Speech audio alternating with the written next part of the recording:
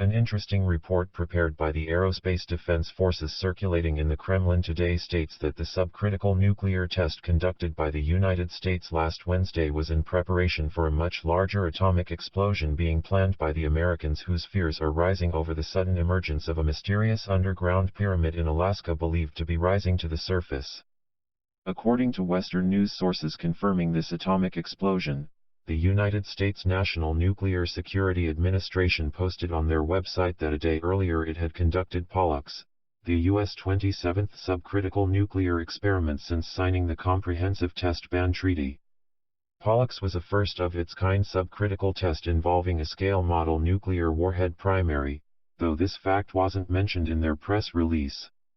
The CTBT allows these underground explosive experiments on plutonium as long as they don't sustain a chain reaction. However, the U.S. has not allowed international inspectors access to its test site since the late 1990s, so the veracity of its claims that it didn't conduct a very small nuclear explosion cannot be established.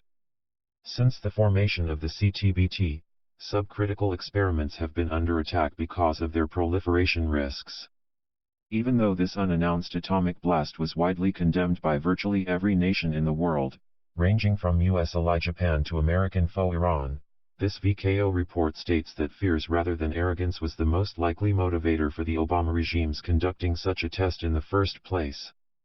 The American fears mentioned in this report center around the mysterious events now occurring in Alaska's Yukon-Charlie Rivers National Preserve region near the Canadian border, where on September 27 a tremendous explosion shattered this region's peace, and where local news reports state that no one has been on the ground there yet, but overflight photographs have revealed a slumping area that is steaming and looks a lot like a mini volcano crater. Russian seismic stations located in the Arctic, this report says, were, however, able to detect an anomalous pyramid-shaped structure resting beneath the surface of the Yukon-Charlie explosion area both on September 27, when the initial event occurred, and last week due to the atomic blast that, likewise, rippled through the surface of our planet.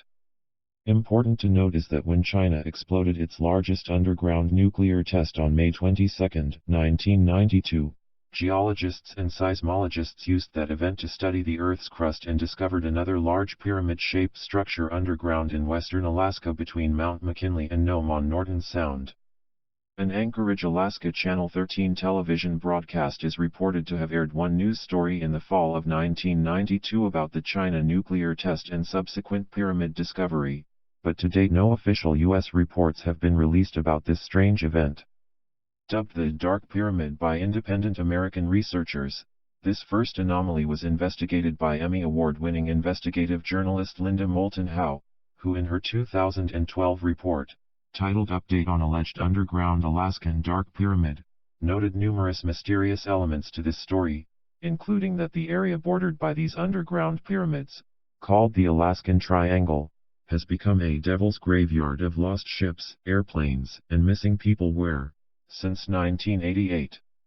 approximately 16,000 people have vanished.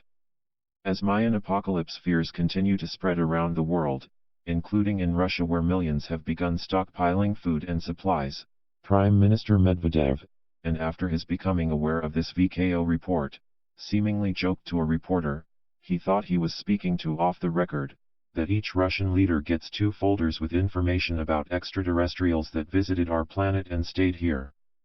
The importance of Medvedev's statement lies in this VKO report further noting that on November 23, Russian satellite forces tracked a massive triangular craft, of unknown origin, from the Ontario province of Canada on its flight to the Yukon-Charlie region, where it then disappeared seemingly directly into the ground. To what the true significance of this VKO report may be, it is important to note that, according to earthsky.org, the solar system will not cross the galactic plane on December 21, 2012, or on any other date in 2012, or any time soon. Sure, our Milky Way galaxy is flat and round, like a pancake. And yes, the Sun does weave in and out of the galaxy's flat plane. However, astronomers have determined that we're currently moving away from, not toward the galactic plane. By astronomers' estimates, our solar system last crossed the plane of the Milky Way galaxy some 3 million years ago.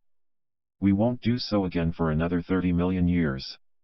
And, with the US now reporting that at least 25 million of its citizens are stockpiling for a doomsday, the real significance, perhaps, of this most ominous of dates is not for what will actually happen, but for what the aftermath of such an historic non-event will leave in its wake.